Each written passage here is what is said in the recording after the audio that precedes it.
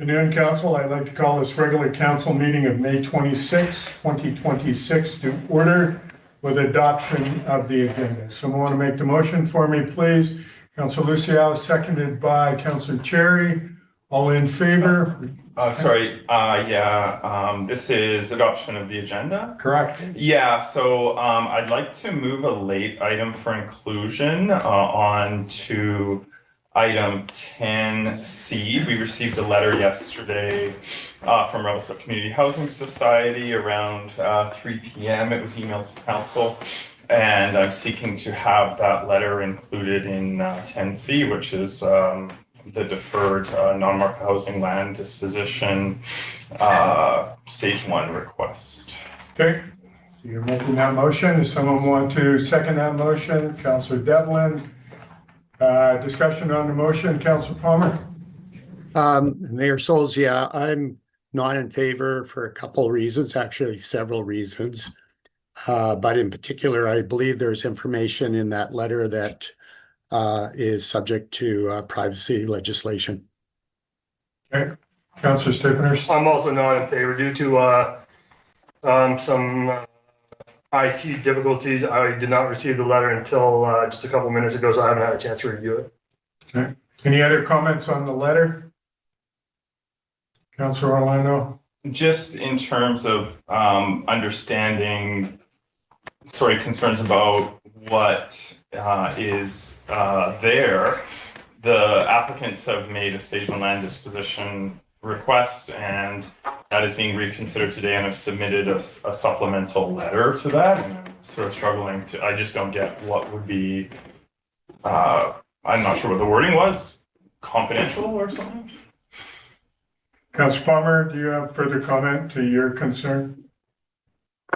No, I don't think I have the liberty in an open meeting. Thank you. Thank you. All right, any other discussion on the motion? If none, I'll call a question on addition of the letter to the agenda. All those in favor? Opposed? Motion's defeated. Thank you. Moving on, adoption of the agenda as is written. Someone want to make that motion? Councilor Stipeners, Councilor Luciao. Any further discussion? All in favor? Motion's carried. Thank you. Adoption of the minutes of the regular council meeting of May 12th. Someone want to make that motion for me? Councilor Devlin, seconded by Councilor Stipeners. All in favor? Motion's carried. Any business arising from those minutes? Seeing none, I'm moving on to announcements from the mayor. Just a couple of announcements. We are want to bring up stage 1 water regulations. So we are in stage 1 year round. So right now, even numbered properties are able to water Wednesday, Friday, and Sunday, and odd number of properties Tuesday, Thursday, and Saturday between the hours of 6 a.m. and 10 a.m. And you can learn more about the water regulations at rdst.ca/water. Further to that, construction updates and other city news is available for people to sign up on our City Views newsletter. And again, that is rdst.ca/newsletters. And just encourage people to sign up. So moving on to item 8A, Revelstoke Community Forest Corporation Annual General Meeting. Someone want to put the motion on the table, please?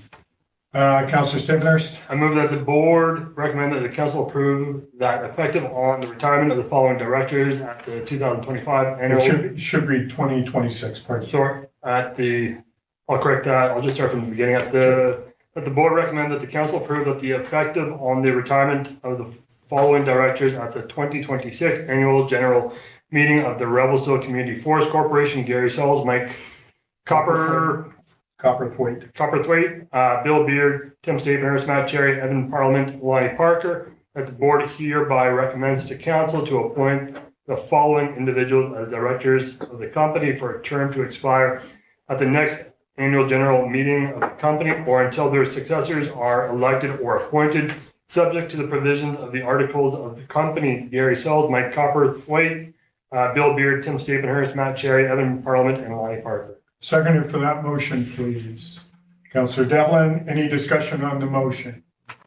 Seeing none, I'll call the call. Councillor Palmer?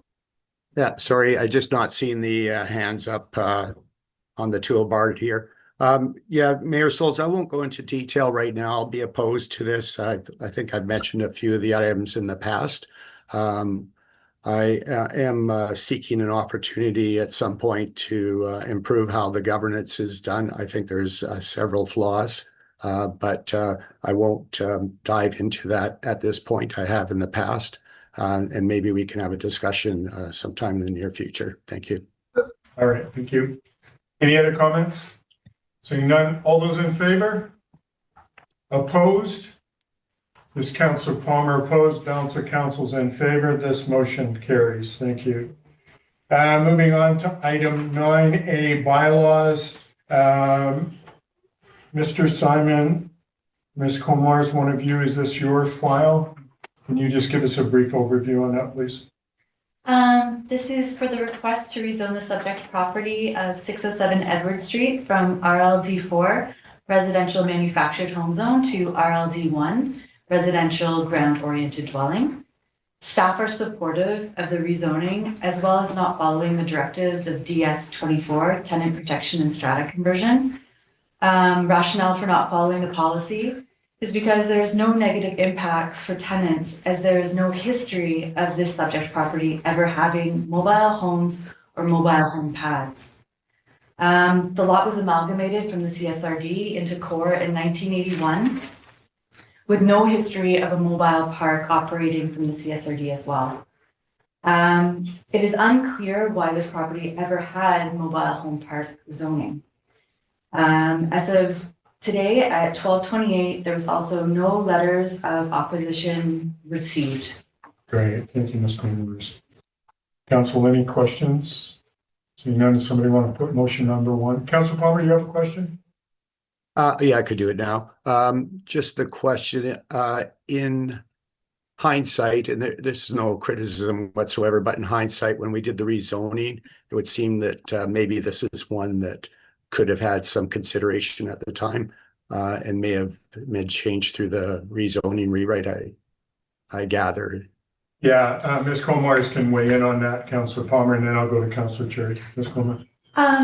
One of the homeowners did come forward at one of our open forums that we did have, and the discussion was put forward. I think she emailed as well about potentially having the property changed at that time. We recommended for her to come to the public discussion, the public forum, and say that out publicly. She was unfortunately not able to make that, so the decision was made at the time to just keep the zoning as was. Okay, Mr. Simon. Through your worship to Councilor Palmer, just to clarify timing, so we had the whole summer that the engagement period was open in summer 2024, and feedback was provided outside of that window in the fall. And our recommendation to the proponent was come to council during the public hearings. We weren't making any more changes after the summer, and request the change from council. And it's a change that staff would have been supportive of because it's largely viewed as housekeeping. But it's just unfortunate it wasn't considered as part of that rewrite. So we agree with Councilor Palmer. Thank you. Great, thank you. Councillor Cherry. Thanks. I was actually going to ask the same question. I do have a little bit of background on these applicants. The reason it didn't come forward is they had a child and took some time away to be with their newborn. So it's unfortunate that it didn't get caught up in the zoning bylaw rewrite, but here it is in front of us now. All right, thank you. Appreciate that. Does someone want to put the motion on the table for me, please? Councillor Devlin. I will move that zoning amendment bylaw number 2442 be ready first and second time. Seconded for that motion, please, Councillor Lucille. Any discussion on the motion? Seeing none, all those in favor? Motion's carried. Thank you. Item number 2. You want to put that on for me, Councillor? Sure. I will move that zoning amendment bylaw number 2442 be ready third time. Seconded for that motion, Councillor Lucille. Any discussion on that? Councillor Palmer?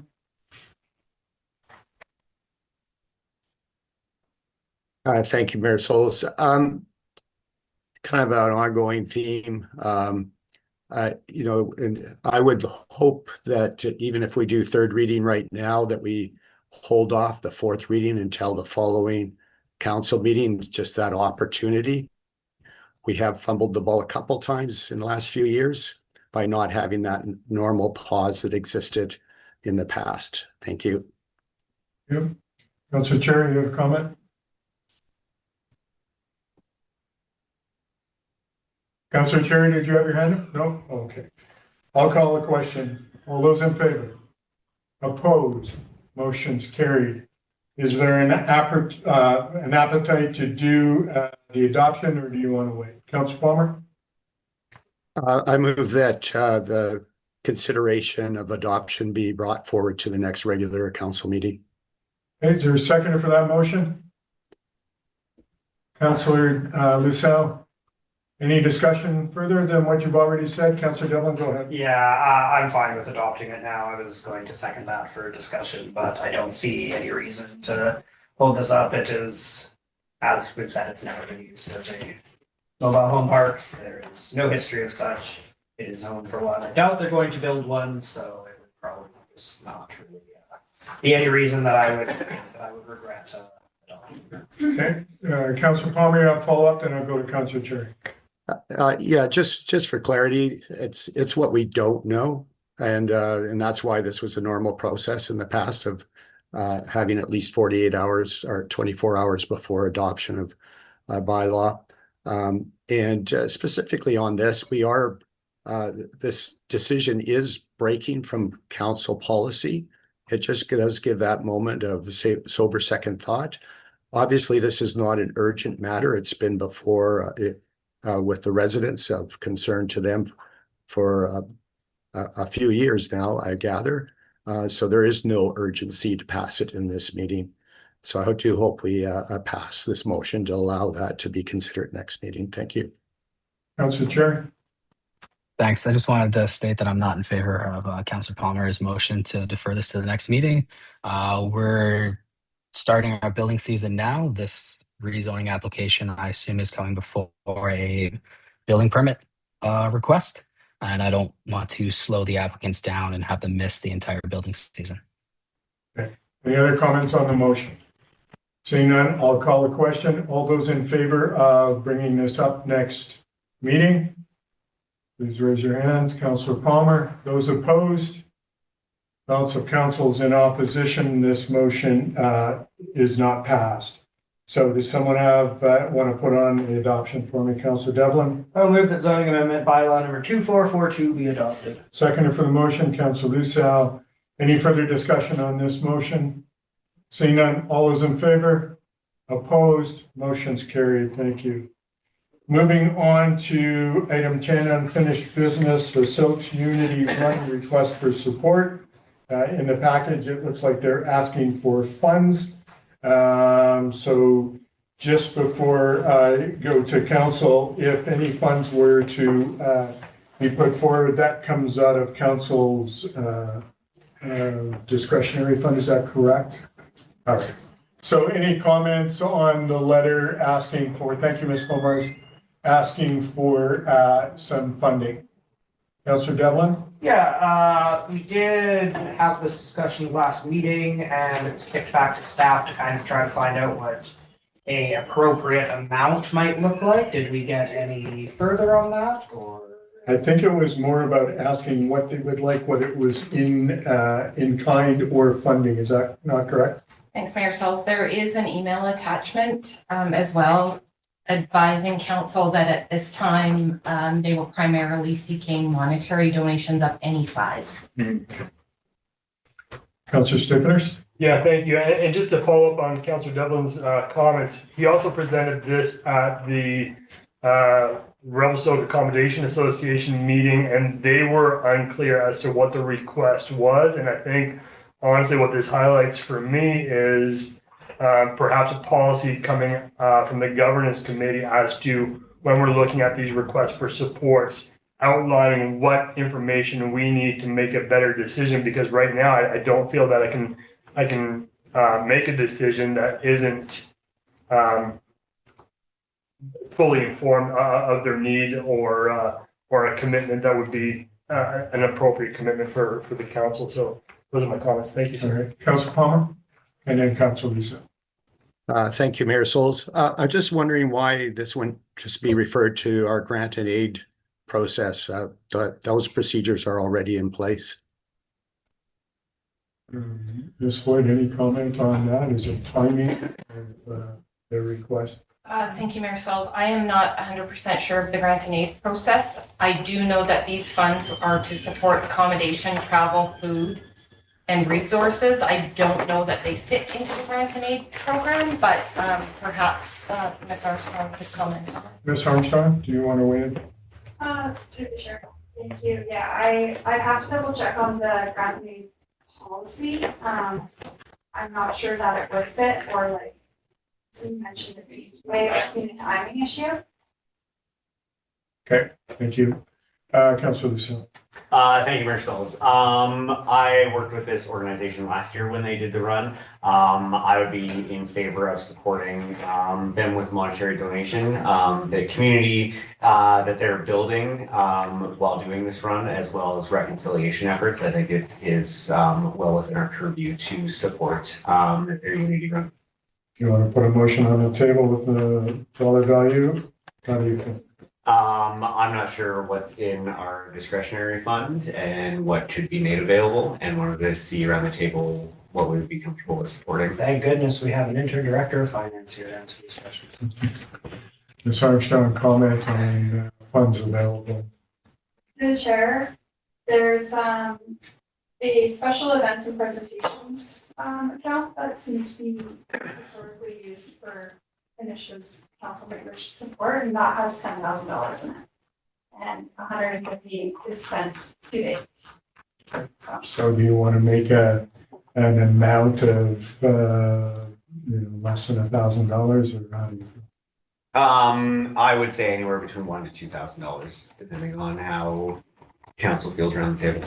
Okay, well, I'm going to put a motion forward. Council Palmer, you have your hand up. Thank you, Mayor Souls. I guess I just continue to get concerned on our governance processes. I think there's probably agreement. This is a good organization to support. However, if we continue to make these one-offs, it creates a lot of confusion in the community on how we're providing grants. I think it should go through a proper channel. I think there's an opportunity for us individually to make contributions if we feel that that's appropriate. At the council level, on behalf of the community, these ad hoc decisions do add up and create confusion and possible downstream problems, despite the well intentions behind this. So that'd be my only caution on this. I would suggest that the organization, this I believe is an annual event, be advised that if staff could find out what channels there is, so that it goes through a normal governance procedure. Thank you, Mayor Souls. Thank you, Councilor Palmer. Any other comments around the table? Councilor Devlin? Yeah, I can speak to it. I'm in favor of supporting them. I think I do certainly see Councilor Palmer's reticence and his points. I do think that this was a specific request that came in outside of the grant and aid, and whilst I do appreciate there is a path, it is probably a little too late for them to go down this path. I'm fine with supporting a small ask. I think that's kind of what that budget is for, and it is, one would argue, slightly underspent at this point. So let's we set it. Let's try to use it. Okay, Councilor Lucille. I'll put a motion on that we offer $1,000 in support to the Spirit of Silks Unity Group. Okay, so seconder for that motion, Councilor Devlin. Any further discussion on that amount of money? For the motion, Councilor Cherry. Thanks for the opportunity here. I just want to echo that I do agree with Palmer on this one. Although I'm happy to move forward with the vote now, I think he's made some very good points. All right. Any other comments? Seeing none, I'll call the question. All those in favor? Opposed? No, Councilor Palmer's opposed. Council's in favor. Motion's carried. Thank you. E-bus request for support. We have a draft letter in our package. Anything further on that, Mr. Black? Any comments? Through your worship to all council, as directed at previous council meeting, staff have taken first crack at drafting this letter, and I believe it meets the intent without further commitment in regards to other opportunities for transit in the region. Any comments from council? Councilor Devlin? Talking too much today. No, just a follow up. I believe when this came to us from last meeting, Councillor Terry had asked for me to reach out to Tourism Revelstoke and see if they track any stats for out of town bus travel. They do not. Their intern executive director has said that she would reach out to the channels that they do have and see if there are any stats either directly on that subject or next to it that are available. But as of yet, I do not have a response to that. And then I suppose I would just like to make a motion that the draft letter included in the agenda package be sent in response to the bus request for support. Second for that motion. Councilor Palmer, you have your hand up. Any comment? Thank you, Mayor Souls. I can second for conversation and I can make my comments. Go ahead. Yep, thank you. Yeah, so I guess the only question I have for staff is, are we getting close to the line of endorsing a particular business and thus promoting a business? I'm just sort of wondering if we're close to the line of where we should be on promoting a particular business. Thank you. Mr. Black, do you have any comment on that? Through your worship, my initial thoughts to Councilor Palmer are that this does provide a regional service to the community and it is a needed service. In light of that, the letter response was in support of regional transit, and I'll leave it at that. Okay. Right. Any other comments? Just a little bit more on that. So we're endorsing eBus as a reliable and responsible provider.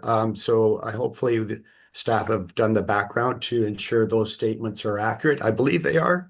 However, making a statement of, very strong statement, it might be going outside our authority.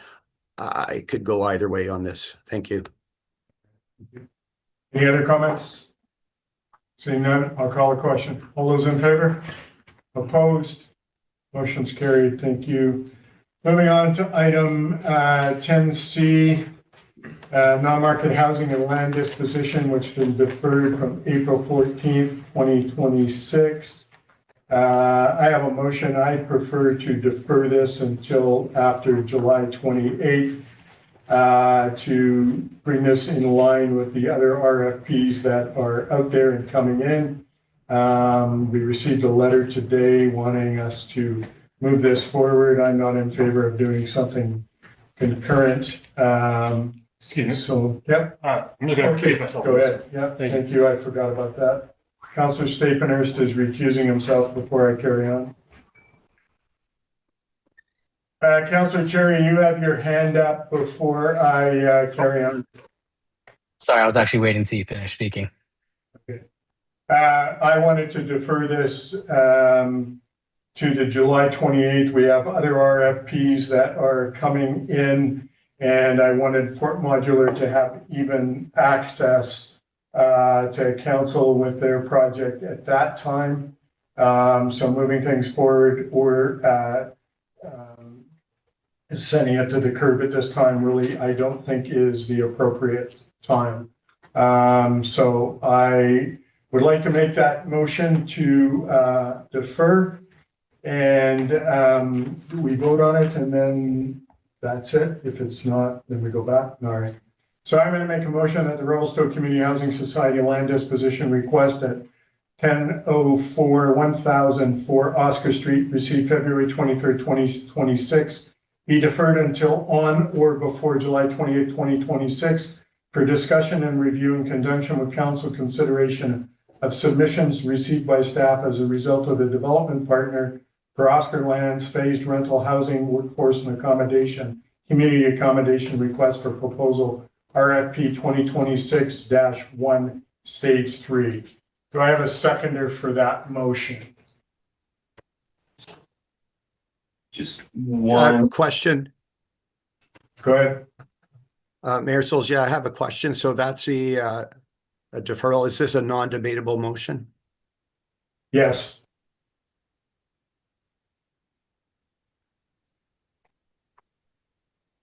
Call again. Go ahead, Councilor Cherry, you have something? If you're looking for a seconder, I'll second it. Okay. I'm looking for a seconder. So Councilor Cherry, you're going to second that. It's not debatable.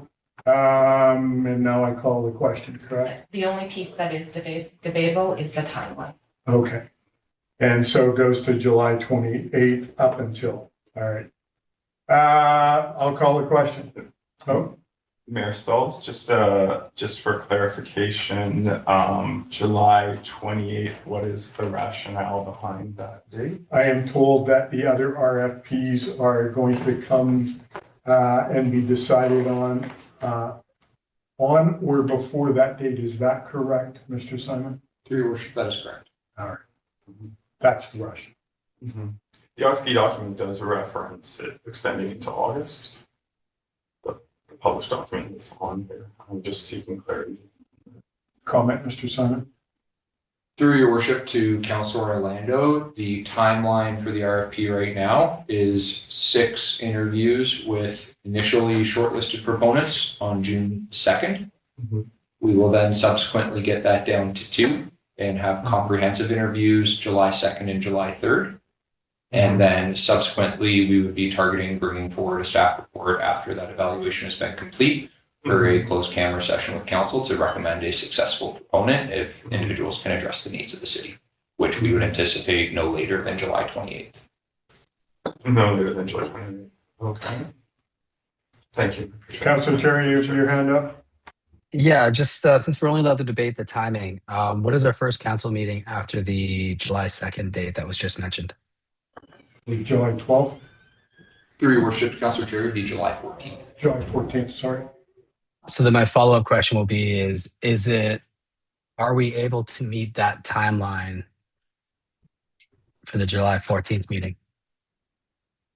And so, Mr. Simon, I had a conversation about that earlier, and we wanted to make sure that we had all our ducks in a row. That's why I chose July 28th.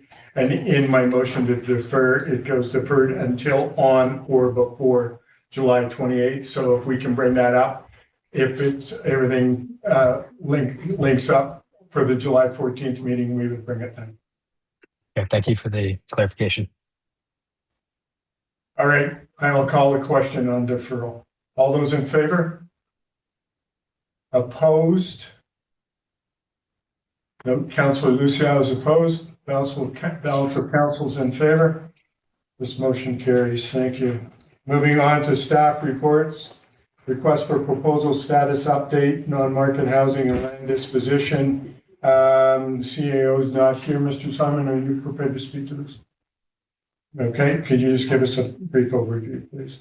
Through your worship to all of council, so based on direction that council provided on April 14th, 2026, city staff have engaged in a comprehensive RFP process. The end result thus far is still ongoing. So we received a total of 15 submissions from qualified proponents. We did an extensive evaluation of each proposal last week, and we have shortlisted that down to 6 proponents. So that will round out kind of stage 1 of the RFP process, which was structured as an expression of interest, followed by a more comprehensive proposal evaluation. So we have meetings set for June 2nd to review and discuss with 6 shortlisted proponents. After that, we will get it down to 2 proponents, and concluding that, we will make a recommendation to council for 1 proponent. We are hoping that the timelines do not exceed the end of July, as it does take time for proponents to compile their submissions. So we are targeting, again, June 2nd for those initial 6 meetings, and then July 2nd and July 3rd for the subsequent meetings with the 2 shortlisted individuals. The reason why there's a bit of a gap is we figure it'll take at least a week after June 2nd to evaluate and get further down to 2. And then we're going to need to give the proponents time to compile information in advance of the July 2nd and July 3rd meetings. Sure. Appreciate that. Any comments from council before I ask for the motion put on the table? Councilor Orlando? Yeah, thank you, Mayor Souls, to the chair. One of the regular components of city reporting is the financial and risk implications section of the report. This one says there are no immediate financial implications for the city. However, as we know, staff came with an RFP to the last meeting, and the RFP document that was, publicly published talks about aids to the applicants. I'm seeking to ballpark what our costs are so far by this decision. So moving this decision forward, are we using taxpayer funds to support this process going forward? And the question is, how much? Mr. Simon, do you have a comment? Through your worship, Councilor Orlando. So we do have a consultant who is very experienced in the RFP process who is supporting us. I would have to look at the billing thus far. I believe it's no more than $2,000-ish, somewhere in that ballpark for the RFP consulting services associated with the council decision that came down April 14th. Those are the only costs that have been incurred by the city thus far, and it's pretty typical as well. We have lots of work that comes up throughout the year that we require contracted services on. So most departments have a very modest contracted services budget where that would come from. So there wouldn't be anything that would impact the 2026 budget thus far in the discussions. Councilor Cherry? Thanks. I just wanted to make a comment about how successful this RFP has been. To have 15 proponents come in, that's fantastic. Happy to see how this plays out, and excited to talk more about it at a future date. Any other comments, Councilor Orlando? Yeah, thank you, Mayor Souls. I just have a follow-up question. The RFP talks about, I believe, and I could be wrong, shortlisting to 3. The report in front of us references 6 shortlisted, which is fine. But my question, focusing on financial risk and implications, is with 3 or 6, is there a per person or per group, per applicant cost? Are we, as referenced in the RFP, it doesn't give a figure, but we are financially supporting the applicants through this this stage here. So I'm wondering what those costs are of the decision we are making right now for proceeding to that short list of 6. Mr. Simon? Through your worship, Councilor Orlando. So the RFP identifies as 2-stage process. Stage 1 is expression of interest, intentionally created this way so that it's a low bar for submission. Any proponent that can pull a project off like this should not be spending tens of thousands of dollars to respond on an EOI. So that's why it was structured that way intentionally. We wanted to understand qualifications, experience, and historic capacity to pull off a project of this scale and scope. So that's what the stage 1 EOI was about. Getting down to 6 right now, we're taking the 15 submissions as part of that stage 1 process and having some further discussions with them. We haven't asked them to prepare anything, so there's no further cost to them, and there's no honorarium, which I believe is what you're referring to for any of these 6 shortlisted proponents. Once we get down to 2, the intent is to get down to 2. The RFP indicates that as part of stage 2, the city will shortlist 2 to 3. The staff intent right now is to get down to 2 so that it's a manageable review process. And whoever is unsuccessful may qualify for an honorarium. We are currently working with our partner, BC Hydro, as part of this to determine whether or not there would be funds available through the initial stage 1 contribution agreement that they completed that would fund that honorarium. The intent is to not use any local city tax dollars for funding that honorarium. All right. Follow? Yeah, just a quick follow-up, and to this stage, has BC Hydro indicated that they are supporting those costs? Through your worship, yes. All right, any other comments? I'm gonna ask Councillor Cherry. I move that staff engage in a discussion with up to 6 proponents as a potential development partner for Oscar Land's phased rental housing. Seconder for the motion, please, Councillor Lucille. Any further discussion on the motion? Councillor Devlin? Yeah, just a question through the chair, and I'm thinking the answer to this is probably no, but it may need to be asked.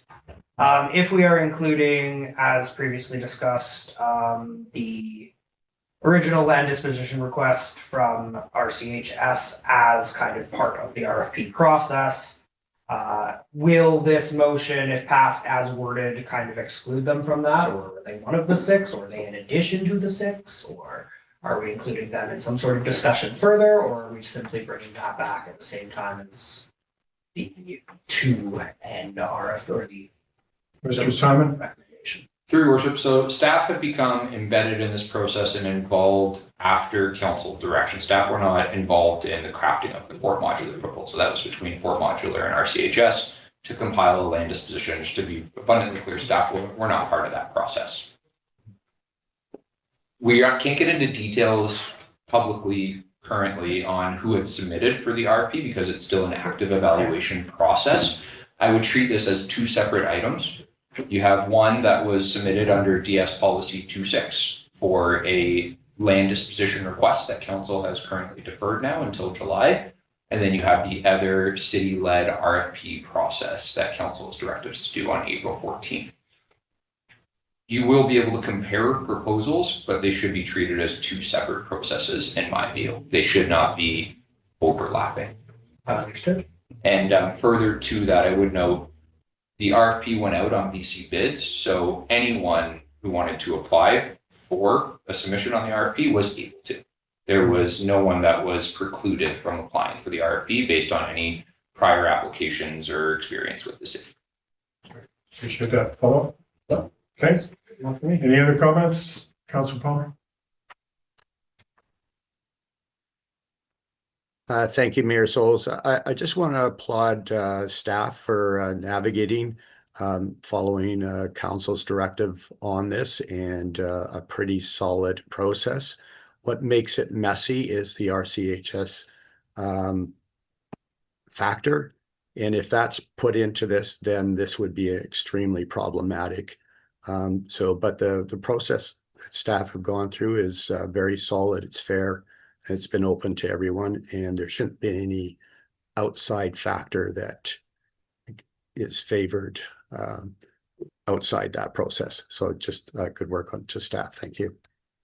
Okay, appreciate it. Councillor Lucille? Thanks, Marshals. Should Councillor Stapenhurst be back in the room for this? I was just looking for Steve to RCHS. Yes. Yeah. I think so. Yeah, actually, we should call him back in. Thank you for that, Councillor Lucille. I lost track of that sort of thing.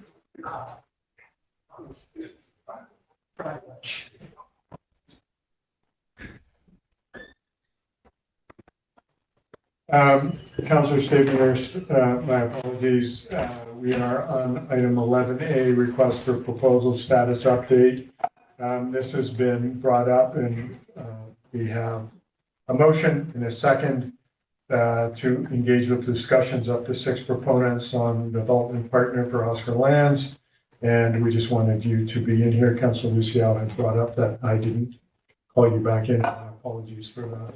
So do you have any questions on that motion at this point, Councillor? Yeah, I think overall, thank you, Councillor Lucille, for remembering that I was out there. I felt like I was aging prematurely. That would be the case. I think I need a more comfortable chair out there. That being said, this is just to engage in discussions with the 6 proponents for the development on Oscar Street lands. My concern overall is the fact that we have fragmented housing discussions. Nothing seems to be done in collaboration with council, and we seem to be doing things ad hoc. When I look at the housing market in general. It looks like we have an increase in inventory coming available, whether that's because of accelerated permits and applications through development services and all of their hard work, or whether that's because of a decline in national population. Who's to say? So I'm not sure I can support that proposal right now, but yeah, call the question and we can vote accordingly. All right. Good. Any other comments from council? Seeing none, I'll call the question. All those in favor? Opposed? Note Councillor Stephenhurst and Councillor Orlando are opposed. Council's in favor. This motion passes. Moving on to our annual report. Ms. Floyd, any comments before I ask for the motion on the table? Sure, Mayor Sauls. I'm just going to show council the new format that Ms. Williams created. The goal of this change was so that there were less text and it was easier for the public to read, and hopefully more people would engage in the annual report. Thank you to council, because by asking us for our quarterly reports for every department, it was very easy for Ms. Williams to create this document and saved a lot of time. So kind of the same format, like the different categories with the departments, but then she has gone through and created an infographic for each department. Just let me find one here. For each department, highlighting the items that were completed in that year. So there's one of those for every department. You'll see that corporate services kind of has two, because we've got a communications one and a corporate one. Engineering and public works also has two. Yeah, so thank you to Ms. Williams, and hopefully we'll get a little more engagement, and the report will be published on Top Revelstoke and come forward for council consideration and approval on June 23rd, I believe. Yes, thank you. All right. Any questions for Ms. Floyd? Councilor Lucille? Thank you, Mayor Souls. Yeah, I think this is really great. It's super easy to read, and I think the public will really appreciate it. I think one thing that would be a nice addition is like links to the zoning bylaw in the document, or with the wastewater treatment plant, to like the little videos that we do. It might just be another little engagement thing for the public. But no, really good job on this. Good comment. Thank you for that. All right, does somebody want to put this motion on the table for me, please? Councilor Devlin? I will move that the 2025 annual report be made available for public inspection and be considered by council at the June 23rd, 2026 regular council meeting beginning at 1:00 p.m. in council chambers. Second for the motion, please, Councilor Luciano. Any further discussion on the motion? Seeing none, I'll call the question. All those in favor? Opposed? Motion's carried. Election procedures and assent voting amendment bylaw 2443. Comment on this, Ms. Floyd. Thank you, Mayor Sauls. So this one basically is pretty much a housekeeping bylaw. We have gone through the legislative changes since the 2022 election and have completed an amendment bylaw to reflect those changes. As well as you can see, there is a track change consolidated bylaw that's attached, and it will outline each of the changes that are legislated. A few of them, again, are just housekeeping. There were a couple places where the voting book was referred to. We have switched to use the provincial voters list. So if council has any questions on those changes, I'm happy to speak to them. Being no questions, Councilor Orlando, you have a question? Yeah, thank you. Through the chair, just regarding redacting addresses of candidates, I just want to check my understanding that those will not be included in what is published online. but still will be available. One of the realities of elections, local elections in BC is you don't actually need to live in the city or the jurisdiction that you're running in. You can be from outside. Will there be any way and how to look at that? What I think is a relevant detail. Thank you, Councillor Orlando. Yes, any person that wants to see what the entire unredacted documents are can come into City Hall and view them. However, they will be required to sign a statement saying that the information will not be used for any purposes outside of the local government or local election financing act. So someone couldn't come and see what your address was and then go to your house, because that would be against legislation. It's a protection for council members and candidates. Hello? Yeah, I'm sorry. I'm just apologies. I'm just not really familiar with what the implications of those rules would be for like a average resident who just sort of wants to know the details. If they are made to sign a document saying they would not use it outside of the rules, what other restrictions are placed on them? But is it just not disclosing the location or what else? I believe that is exactly what it is. They couldn't go tell all of their friends what your home address was. If those friends needed to know that for the local or the local election financing act, they could come in, sign the same statement, but the only purpose would be for the financing act. It would not be to access any council member personally. Oh, so the public, if they were just not related to their campaign, could not access their home address, understand where the candidate lives. Yes. So one last question, if I may, is there a way around that, specifically on insurance of knowing whether somebody lives in town or not? I suppose electors could ask that question straight out at an all candidates forum.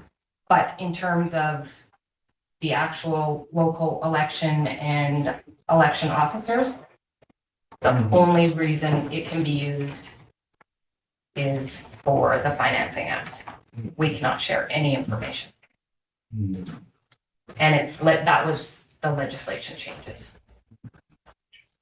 Thank you. Any other questions? Councillor Cherry, Councillor Palmer. Thanks. It's great to see that these changes have been made. I know that this was something that was lobbied through SILGA and UBCM, citing safety concerns for applicants that were running for elections and those that had been elected. Great, thanks. Councillor Palmer? Nothing further. Thank you. Okay. If there's nothing else, I'll ask for this motion to be put on the table, please. Councillor Devlin? I will move that election procedures and assent voting amendment bylaw number 2443 be ready first, second, and third. Seconder for that motion, please. Councillor Palmer. Any further discussion on the motion? Councillor Orlando? Yeah, thank you. I'm not going to support it at this time because of that specific detail. I'm fine with the idea of safety concerns not showing an address. But I think there should be some sort of a way within the paperwork that is filed to ascertain whether someone is a resident of the community or not. It sounds like that is not as possible, and I'm wondering if just right now, if there's any revision or change or other technical detail where, you know, somebody could declare, yes, I am a full-time resident of this community or something like that in any official capacity. And I'm just wondering if there's any amendment that would be possible, any backdoor to just people having that assurance officially without having to ask and rely on the response. Councillor Palmer, did you want to respond to that? Is that the reason for your?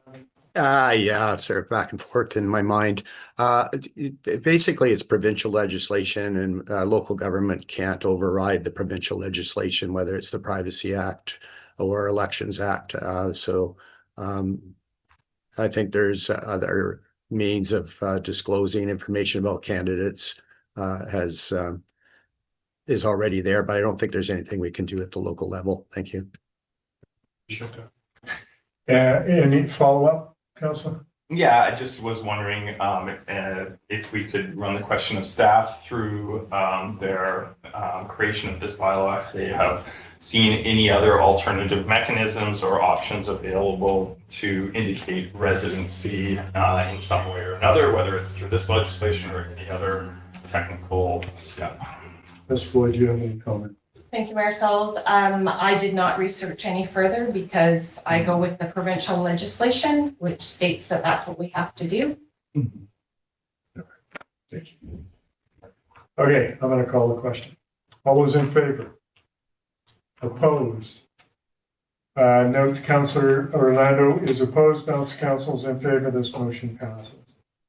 Moving on to item 11D, assent voting timeline, legislative requirements, loan authorization bylaw for the 2026 general local election. I just want to have a couple things that I want to say. I'm looking at this sort of thing and I'm hearing people in the community that are not understanding what's happening with our possible new arena.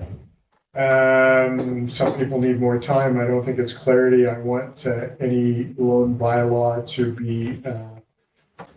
be successful regarding this sort of thing. I don't think we're at that point. There's all kinds of questions both in the community and amongst others, really, I guess, about the finances and that sort of thing. We don't understand really what the community's needs are at this point. We haven't got the final report on what's happening with the arena. So to vote on this sort of thing at this point in time really is not something that I'm comfortable with. I'm prepared to put a resolution on that the referendum question is for electoral approval is outside of the local election that's coming up in October. So that we can get clarity on what we need and how we move forward so that we have a definite plan. And I'm just wondering what thoughts are around the table before I move that forward. Councilor Rousseau. Thank you, Marcels. I have to agree with you. I think the lack of a defined project, as well as all the questions within the community, are going to just create confusion. And I don't want to see this referendum fail. I also don't think that this should necessarily be like an election issue that we're tying within our election and holding a referendum vote that's going to cost $50,000 on a $100 million project to make sure that we get the funding that we need for the project to move forward is a smarter way of going forward rather than trying to tie this into the general election. Okay. Comment, Councilor Stickers. Yeah, just my question was in regards to the cost of holding the referendum question? Yes, outside of the election, because my understanding is that it was a cost savings. That's going to be 50K. Okay, 50K. Okay, all right, Yeah. perfect. So, thank you. Any other comments? Councilor Cherry, you have your hand up? Yeah, I don't think I agree with you on this one, Mayor Stalls. I think that some of the confusion is just due to confirmation bias. We just put out a survey. We had more than 4 times of an accurate representation of our community respond to it, with 80% in favor of moving forward with the new multiplex and 77% in favor of a tax increase to finance that. I know that you stated we're still waiting for another engineering report. This is something we've been getting every year, I think, since at least 2011, if not the 1980s. I'm in favor of moving this forward, or at least being prepared to move it forward with what's in front of us today. I think the community has spoken, and I think that we'll have a lot more people show up and actually vote on the referendum if it was held in conjunction with the election. Okay. Thanks for that comment. Councilor Palmer, you have your hand up. Thank you, Mayor Souls. I concur with Councilor Cherry. It's pretty disappointing. I think by not proceeding with a referendum question during the regular election is essentially we're doing basically a non-confidence on how this has all transpired.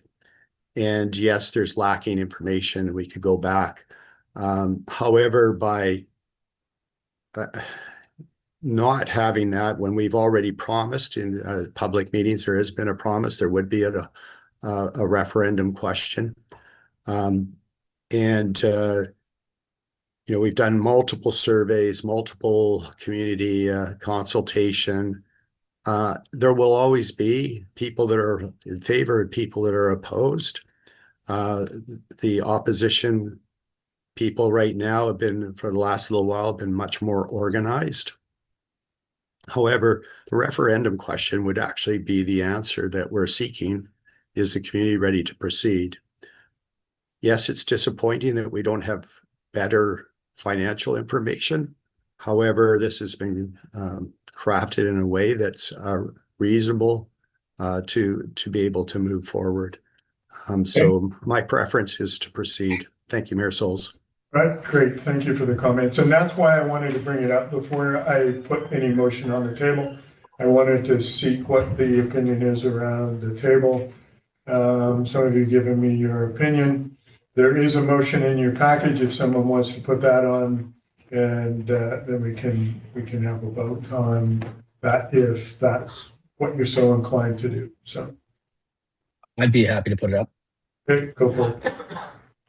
I move that staff be authorized to proceed with assent voting to obtain electoral approval for a loan authorization bylaw to finance the construction of a multi-purpose facility, and that administration be authorized to include the assent voting question on the ballot for October 17th, 2026 general local election, and that the required loan authorization bylaw and assent voting process be prepared in accordance with the Community Charter, Local Government Act, and applicable elections legislation. There's second for that motion, Councillor Lucille. Any further discussion on that motion? Councillor Stickners? I'm not sure I can be supportive of this, given the fact that at the committee of the whole meeting, there is still uncertainty and there was additional site locations being mentioned. And I think, hearing your comments earlier, Mayor Sauls, regarding the questions and concerns from the community, I still have many questions myself regarding this process. I need to just bare minimum, what's the site that we're looking at? There was 3 sites in the survey, and then outside of the survey, there was a 4th site that was being added sort of ad hoc last minute by a committee that didn't even have quorum. So I'm not sure I can support this, but those are my comments. So Ms. Floyd, if I could just ask, is there opportunity between, we have a deadline that you have to get this question to the provincial government to go on the ballot, is that correct? Thank you, Mayor Sells. We do have time. We can't get the loan authorization bylaw to the Inspector of Municipalities for approval within 80 days of the actual voting date. So that would be July 30th. All from a timeline perspective, the loan authorization bylaw would have to have 3 readings by July 30th so that we could forward it to the inspector. And so prior to that time, there's still possibility. Now I'm asking this, and I may be asking more of council who've been attending these meetings. Is there time for us to define really what it is that is been planned and to define a place to build this? That's up to council and to staff that are developing the actual plans for the project. Councilor Orlando.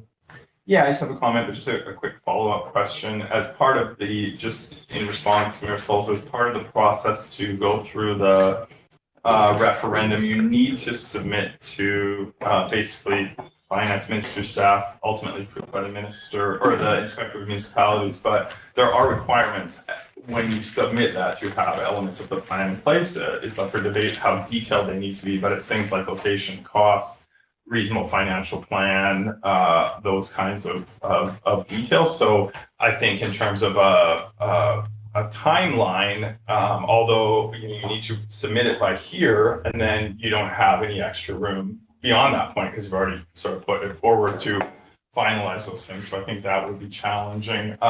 What I wanted to know is on those questions, the terms of reference from the Multipurpose Advisory Committee, which was started in first half of 2024, had 6 deliverables from that committee, including site evaluation, review site evaluation, determine what components should be in the facility, crafting guidelines for design concepts, reviewing the design concepts, providing feedback, and finally, finance stuff, cost and funding options. The term for the committee was meant to be completed by early February 2025. My question is for the committee reps is where are we at on that list of 6 deliverables right now? Location, what will and will not be included, and design rough budget for what will and will not be included. How much longer does the committee need to finalize what they are working on now? So, Mr. Network, do you want to weigh in on Councillor? Sure, yeah, we, obviously the survey went out, through the survey results. It showed that there was support for replacing the arena with a new curling rink. There was support for gyms, multi-purpose rooms, a fitness, like workout gym and climbing wall. That put the entire cost for the projects and everything at about $106 million.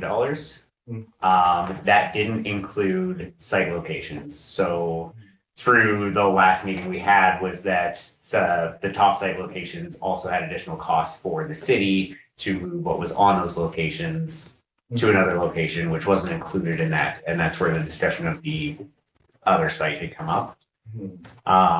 We haven't gotten to the point of the actual building and what it looks like and that far down that line. But through the site considerations, that was where that conversation went towards an additional one, which was part of the 14 or 16 locations that was first cited for the location, but it had been shortlisted. But people had said that they don't want to see it down in Centennial Park. And another park had been removed because we thought that one was more important. So that's where that discussion did kind of circle back. So to Queen Elizabeth Park. Yeah. Okay. So is that, just to clarify, it sounds like, the survey made some suggestions on what people would like to see, but the committee has not yet finalized that mix of. We didn't have quorum at the last meeting, so we still got our presentation, but we couldn't make any formal suggestions to council.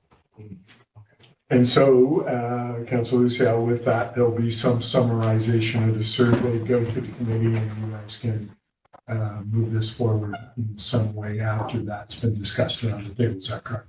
Yeah, with like we had probably hour and a half, 2-hour meeting with the presentation and discussion around that. But as we were one person short of quorum, we weren't able to move anything forward. Any other comments on that, Councillor Devlin? Yeah, I will likely support with this, and I think my reasons for that are twofold. First of all, as Councillor Orlando alluded to / stated, if we were to pass this motion as it is written now, there is work for staff to be done to get a plan before the correct ministries that would therefore determine if this could even make it onto a referendum question, onto a ballot. And then the second thing is once the referendum is passed, if it is passed, you have 5 years to essentially have the project shovel ready in the ground and borrow the money. Otherwise, that referendum dies. So it does put a timeline on moving forward. I think we need to I think we've been slow in getting to this. I would like to say, like, it was one of our directives when we came on. Most of us were very clear on we were going to do our best to make this happen, and I think this is kind of our deadline for this to happen in this term. And it was sort of I can't say every individual councillor made the promise, but I think as a council as a whole, we made a sort of electoral promise that this would have some sort of, if not conclusion, be built, conclusion in the sense that we have at least hit a deliverable in the landmark. So I am for pushing this forward at this time, leaving it in the hands of the community. And if it fails because we didn't have our ducks in a row and didn't have enough information out there to the public, then that's on us. But I don't think that we're going to come up with anything substantially new in the time before October if we don't actually force ourselves to do that. Good comments. Any other comments? Councillor Lynch. Yeah, I'm a bit torn.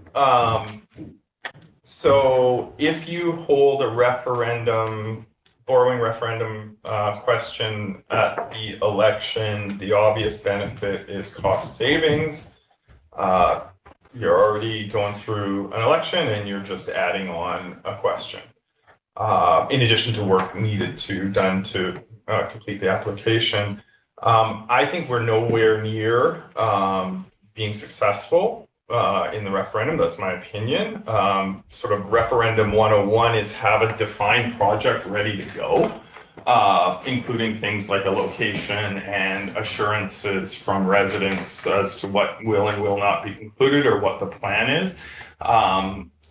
Absent that, you start losing support because, for example, people go, I don't know where it's going to be located. I don't know if I'm going to vote for that. I don't know what's going to be included. Is it the things that I like to do or my kids like to do? I'm going to hold off and, go for the second time around.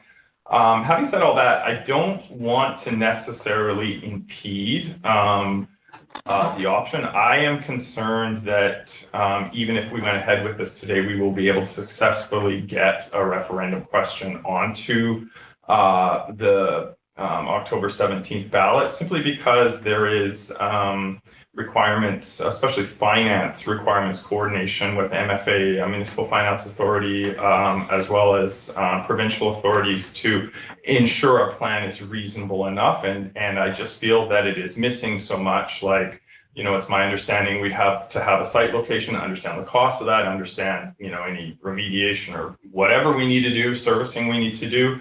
And those are all going to impact the budget. And I don't know if they're going to okay it. I'm disappointed we're not further ahead. I agree with statements made by other councillors that it's pretty clearly laid out in these terms of reference what the expectation was. And I think any referendum, in order to be successful, is going to need advocates out there beating a drum, knocking on doors, calling people, influencing people to say, hey, you should support this. I know it's going to be a big whack of money, for you, tax impact for your business, tax impact for your individual. I think at the current stage, it's hard to get out there and beat that drum and say, hey, we just want a blank check and we're going to figure all this out later. We didn't figure it out in the past 4 years, even though this was a major objective, but trust us, we'll come up to the end. So contradictory message in that I think it might be a useful exercise in understanding what is required as sort of a test run to get to a referendum or borrowing question. And in addition, it will be a litmus test of where support is. I know yesterday or the day before I requested from staff, and I had previously requested a committee meeting feedback from the survey, and I spent a lot of time, significant time, reading through the individual comments and all the details that were available there. And I think we're a long ways away. I don't think that moving forward is necessarily going to be successful, but I think there's utility in trying to get to that point. And I also think we need to double down in the coming months our effort to settle these questions such as location, cost, what is included, and all the other relevant detailed questions behind that. Appreciate the comment. Mr. Black, and then Thank you, Your Worship.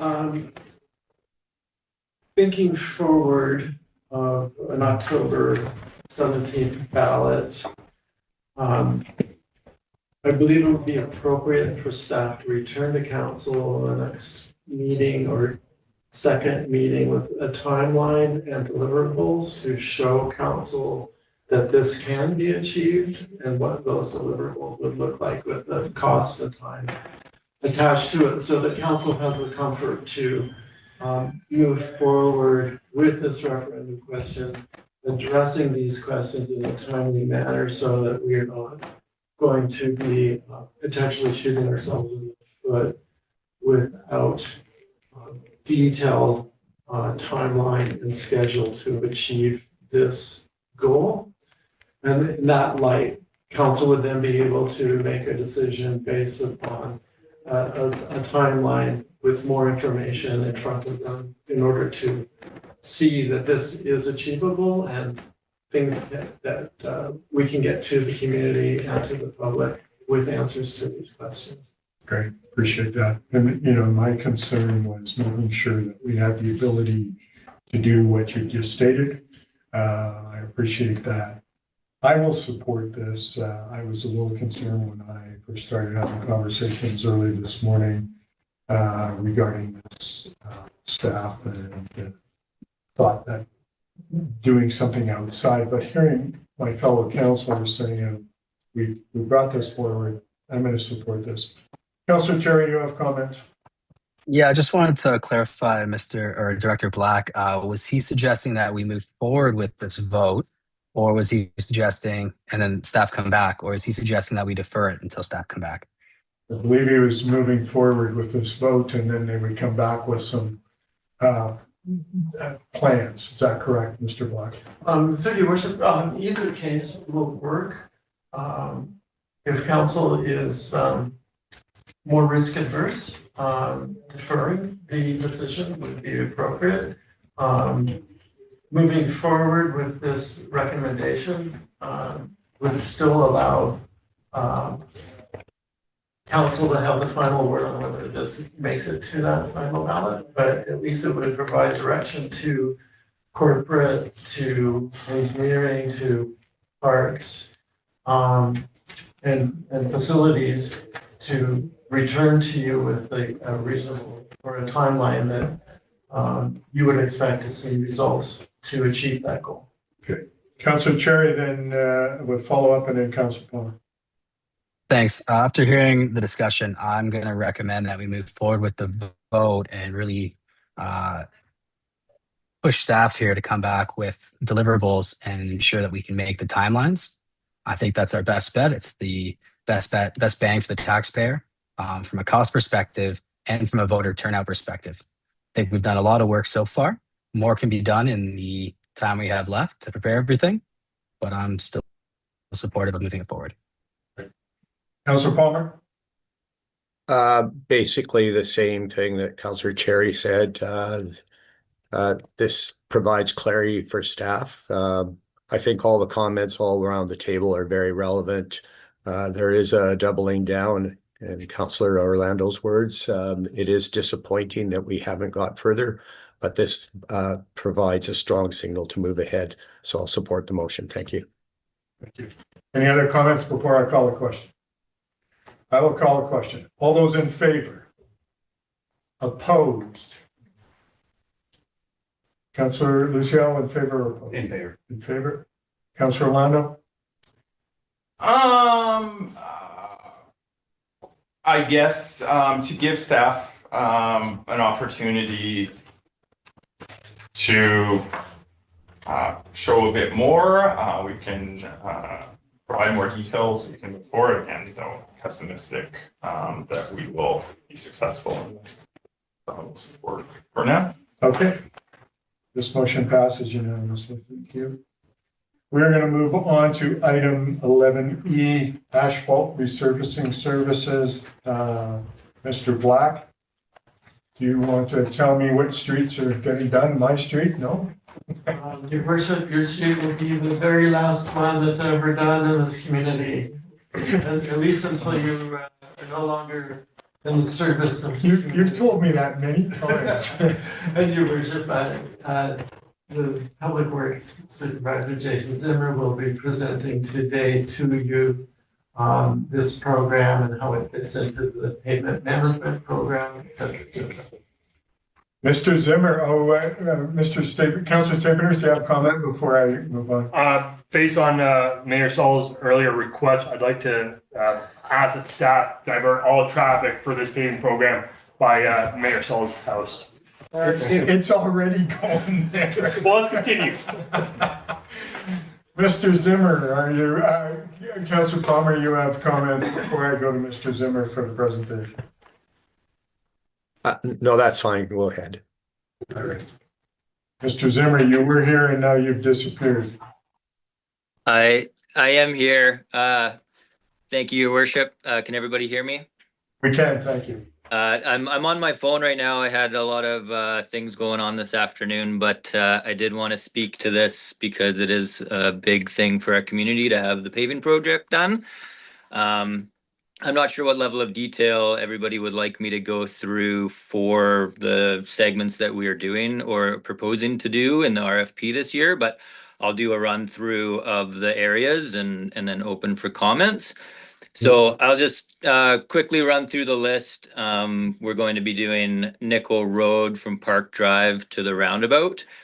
This is a high traffic area that facilitates resort traffic, and it has shown big signs of degradation. So we're going to hit that area, and we're ensuring that all BC Hydro underground work is complete before this is done this summer.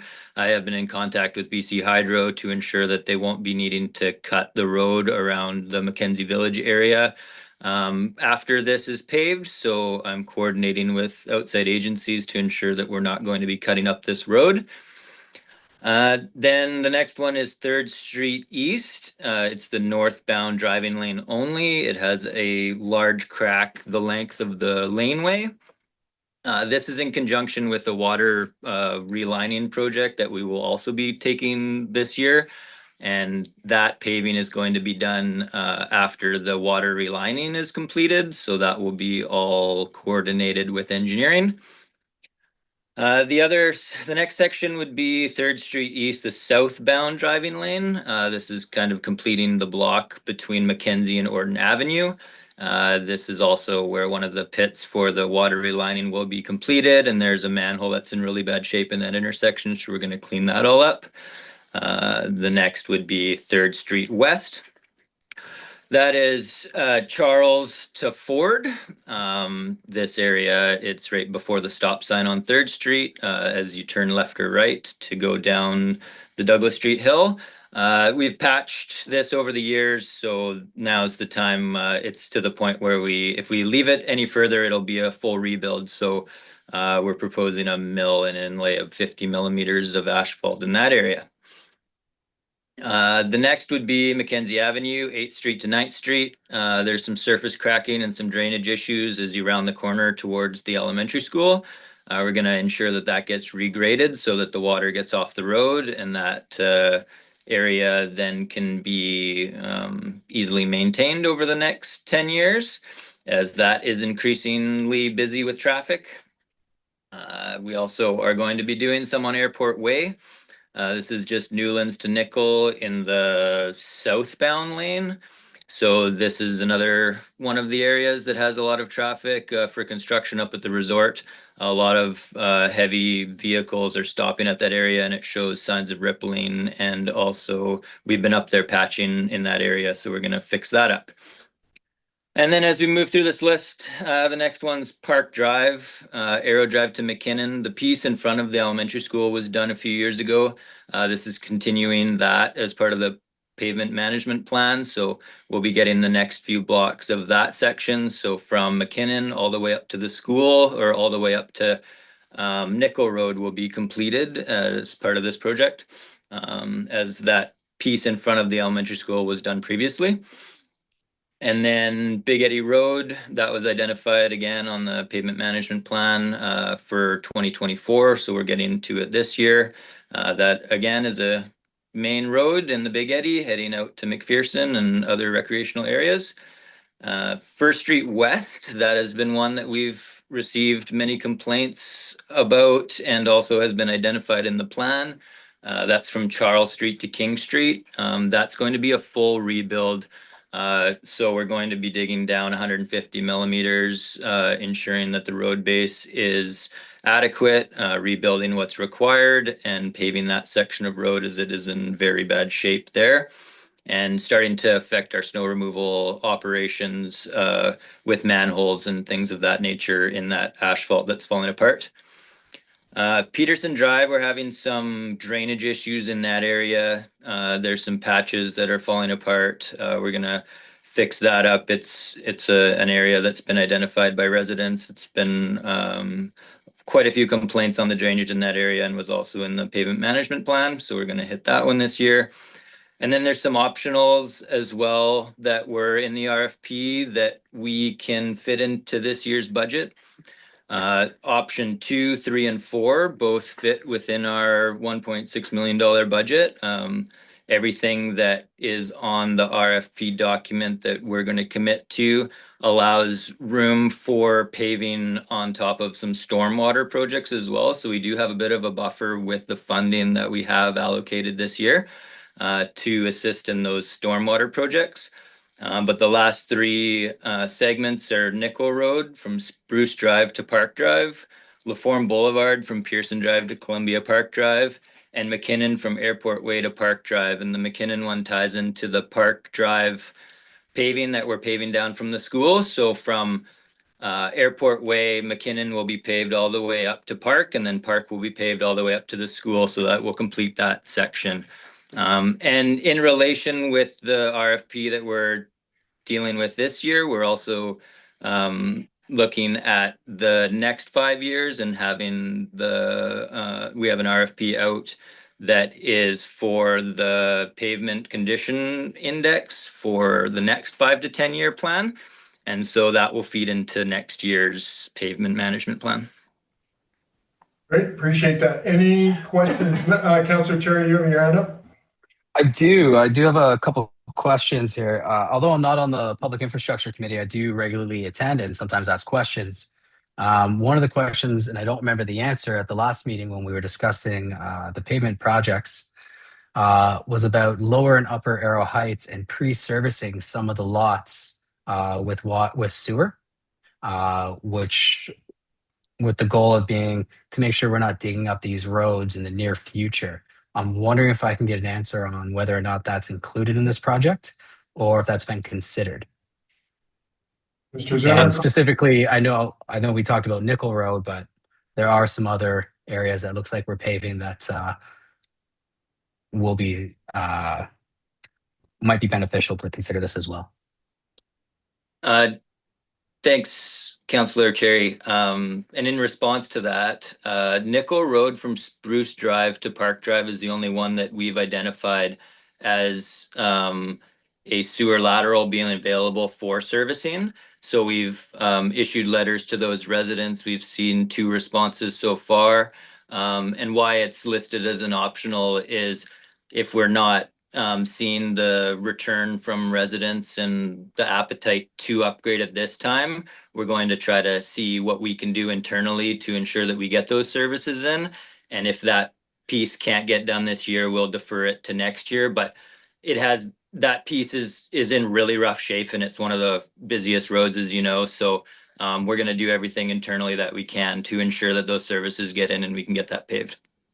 Okay, and then just as a follow-up, I would encourage council to potentially recommend that we do pre-service these lots. We may not get them to tie in right now, but just from a tax perspective and a tax rate payer perspective, though we may not get a return on them now, those properties in the futures will have to tie in. And I'd hate to see this brand new road get torn up again in the future. But that's my only comment. And thank you for everything on the presentation. It was great.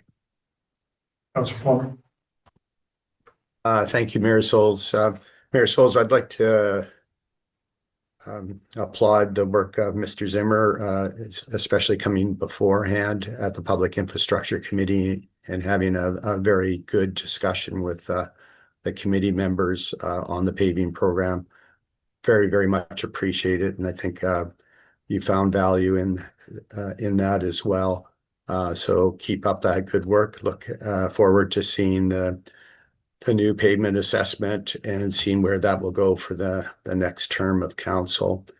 The one question that I had through the chair to Mr. Zimmer is, and I think I asked it before, was there was a possibility of some opportunity of getting some competitive bids. It looks like we're down to just the one again. I don't know if there's any comments on that, but I'll probably ask that question every year. If you have any further comments, or was it we weren't able to attract other contractors to this?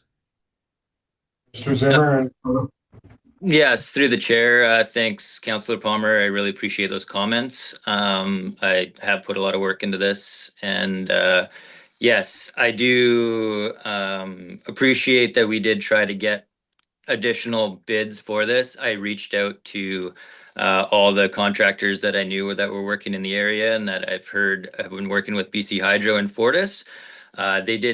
Was shown that they took the documents on Bonfire for the RFP, but in the end, Terrace was the only submission for this. Thank you.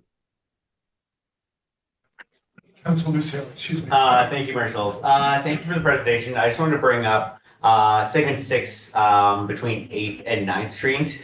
When we are repainting the lines, it would be a good consideration to include a bike lane on the south side of that road, as there's a lot of bike traffic that comes from the downtown area as well as CP Hill into the school, just for public safety. It seems that there'd be enough space to offer a bigger shoulder on that side for the traffic flowing into the roundabout down to Begbie School. Thank you. Any other comments? Councillor Stigner. I'll just take this moment to advocate for the residents of Taylor Street. I know Taylor Street has long been in dire need of some resurfacing. So while it's not on this list, if you could evaluate it for future lists, it would be greatly appreciated. Thank you. Yeah, and I'll further that 5th and 6th Street that connects up to Taylor and Temple would be good as well. All right, does someone want to put the motion on the table for me, please?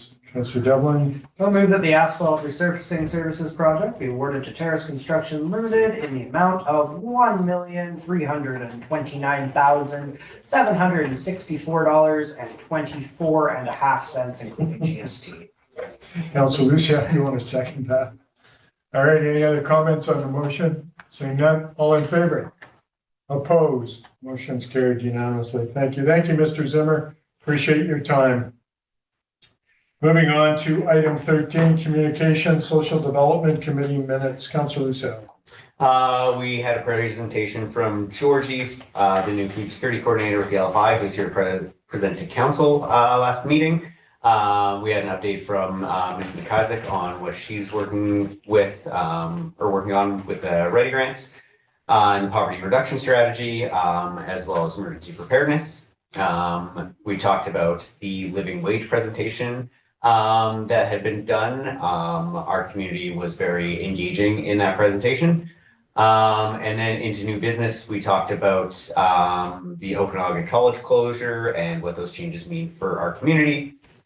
We had a presentation from Linda Shell regarding the birth rate, as we had 131 births in 2025, and that's about a 30% increase from the previous years. We had a final report on the emergency shelter program from the ED of Community Connections, Mr. Lawson, and the statistics around that, as they had operated with 10 rooms this year and had staffing up at the frontier throughout that. And then we talked about the land disposition from the Community Housing Society. Okay, appreciate any comments from council. Councillor Palmer. Right, thank you, Mayor Souls, through the Councillor Lucio. It brought up this baby boom that we're having locally in Revelstoke. and that conversation's come up in a few places. I think that Mayor Souls, that at some point we should be engaging with the school district because it's very predictable. We'll be in another crisis of rooms for kindergarten, grade 1, grade 2 in the near future, in the next few years, just like we've had this childcare crisis that we're in right now. And so it'd be good to know that the school district is preparing for this influx of the younger generation. Thank you. Great. Appreciate the comments, Councillor Lucero. Thank you, Mayor Souls. We do have a representative from the school district. We have Ms. Kubik, the superintendent, and we have a new superintendent starting next year. And this is a big note on the file for them to be aware of, so they can plan appropriately into the future. Great, appreciate that. Moving on to Revelstoke Area Economic Development Commission, Councillor Orlando. Yeah, thanks. The commission on May 6th held a special meeting to look at what's called the MXD West Side Road draft report. As outlined in the report, we're exploring options for what's known as the Section 17 land, which is a portion of land near the dam on West Side Road that has been in reserve for over a decade or more to explore future uses. The site is constrained due to lack of servicing, basic servicing. And so what the committee did is focus on this one presentation from a consultant who went through a whole bunch of options for the area and presented the preliminary results, took some feedback, and next steps are looking at preferred scenarios, financial analysis, environmental impacts, and a whole bunch more. It is funded through grant funding, and we are continuing the process, and the committee is continuing to work on options for that area of town. Great, appreciate it. Any comments from council? Councillor Palmer? Thank you, Mayor Souls. Through to Councillor Orlando.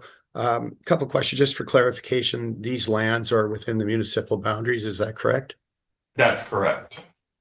And then what involvement the planning department, because it seems like this is more of a, even though it's an economic development item, but it's also a planning issue. So I'm just wondering what involvement the planning department and how this ties into our OCP.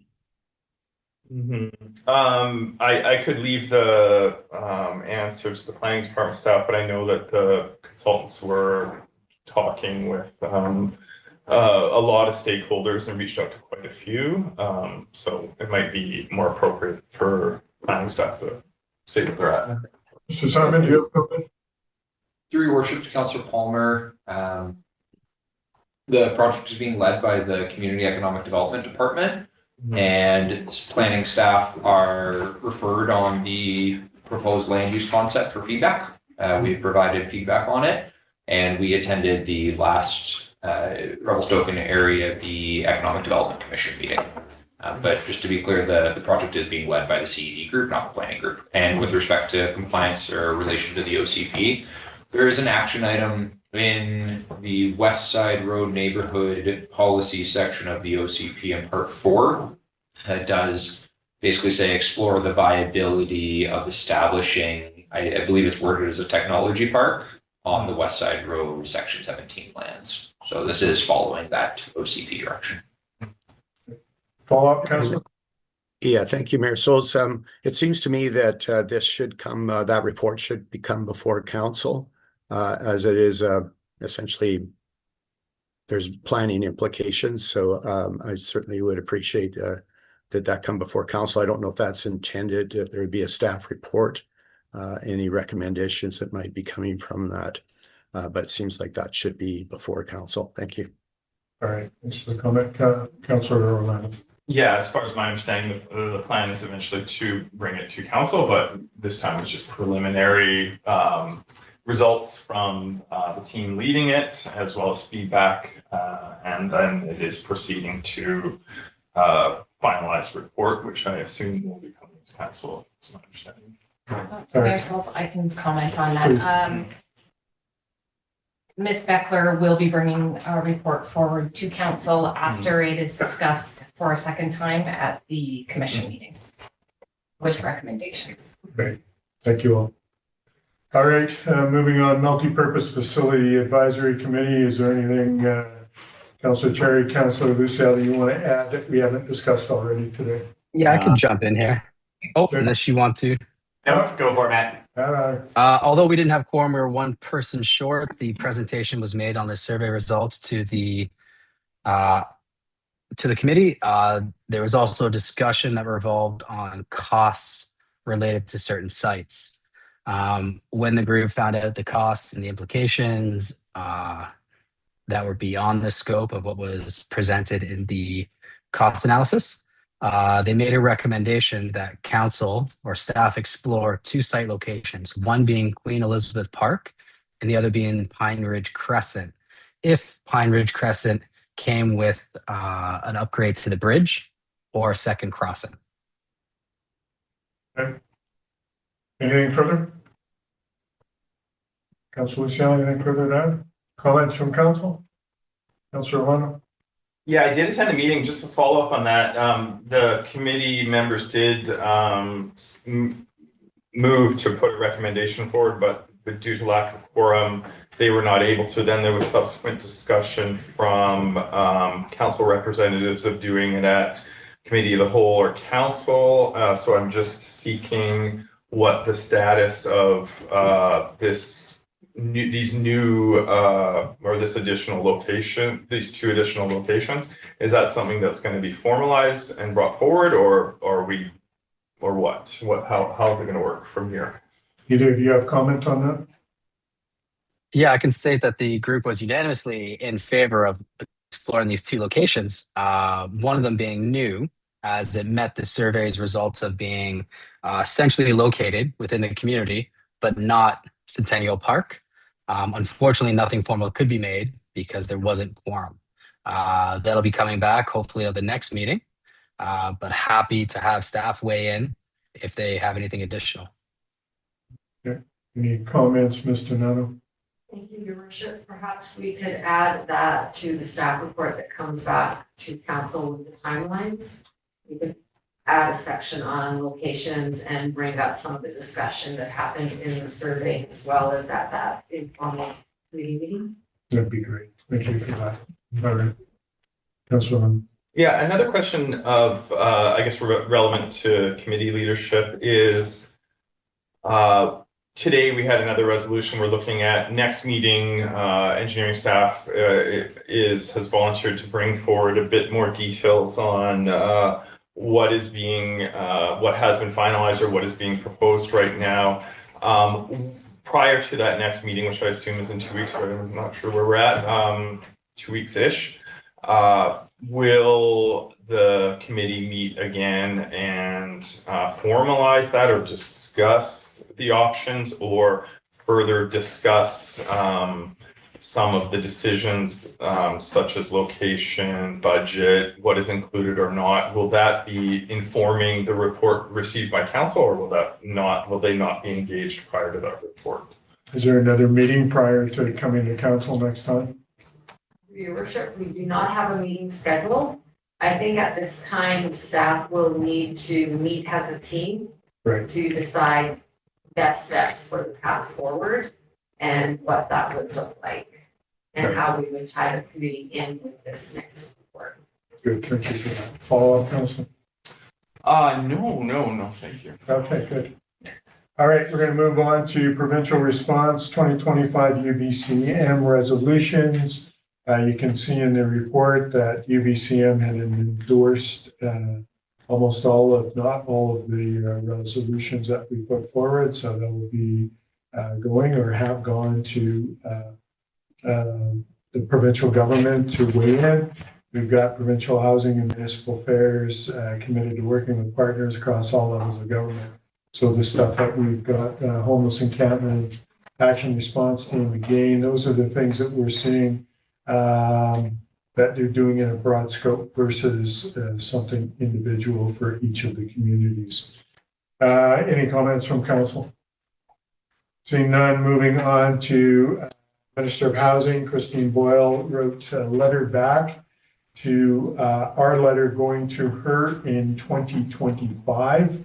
And basically saying that they understand where we're going and they're continuing to focus on making sure people can find homes that they can afford and working with that. Then they've gone on further where she has engaged her federal colleagues regarding Form 1097. I'm not sure what the end result will be with that. Any comments from council on those? Councilor Leno. Yeah, thank you, Mayor Souls. I'm happy to receive the response from Minister Boyle, Minister of Housing and Municipal Affairs. Yeah, and to summarize it, the minister acknowledges the challenge, but large with the 1097 forms, with the problem of some people seeking financing not able to get the form signed by the owners of the park in order to attain financing. The letter largely points to the issue as being a federal issue, federal oversight, stemming from mortgage qualifications, lender practices, and the minister said that they are writing federal authorities and seeking solutions. They are not immediately laid out in the letter. It's nice to see that they are working on this, and I would appreciate making sure that council sees any subsequent correspondence or takes advantage at lobbying points such as various conferences to follow up and get any further resolutions or further direction that they receive, because I know this is very, very important to many people in the community who feel stuck where they're at because they don't think that, or they know that they're not able to get key documents required for financing, and that materially diminishes the value of their property because somebody wanting to buy it may not be able to finance it. And so I'm happy to hear this, but I'm looking to hear more as they get response from the federal government. Any other comments from council? Seeing none, I'm going to move on. Ms. Delaselle, any questions from the press? There are no questions from the press, Your Worship. Okay, thank you. Okay, council, I'd like to go in camera pursuant to section 90.1 J and K of the community charter. Somebody want to make the motion? Councilor Staples, seconded by Councilor Devlin. All in favor? Motion's carried. We'll take a 10-minute break and come back in camera. So we'll be back in a few minutes. Ms. Delaselle, if you could put our notification up. We don't need them because we're going in. Oh, geez. No one can watch us. No one can.